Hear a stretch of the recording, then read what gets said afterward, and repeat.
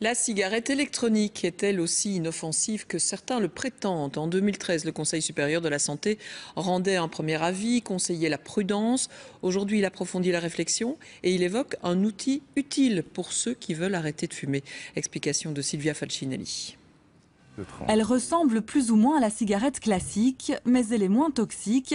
Et pour la première fois, le Conseil supérieur de la santé estime que la cigarette électronique peut être utile pour aider les fumeurs à se détourner du tabac. Nous avons des données et des études de qualité qui nous permettent de dire qu'il y a sans doute quelque chose qui fonctionne.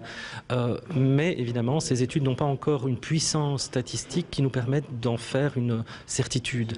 Et certainement pas de recommander la e-cigarette plus favorablement que d'autres produits de la substitution nicotinique ou de traitement d'arrêt du tabac. Mais c'est un outil parmi les autres qui est dorénavant validé pour l'usage par le tabacologue.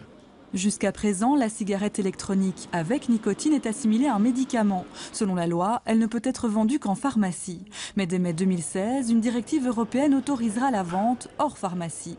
Le Conseil supérieur de la santé plaide pour des lieux de vente spécialisés.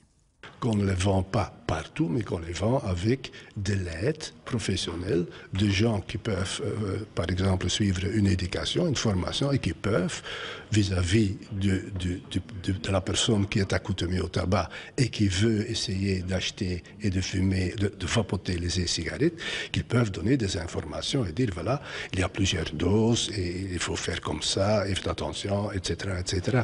L'idée, c'est d'éviter de tenter ceux qui ne fument pas, éviter de banaliser la cigarette électronique. Car si vapoter vaut mieux que fumer, c'est toujours mieux de s'abstenir complètement. Aujourd'hui, on connaît encore mal le danger potentiel lié à certains composants, sans même parler du danger avéré lié à la nicotine. Pour le Conseil supérieur de la santé, la prudence reste donc de mise, en particulier pour les plus jeunes.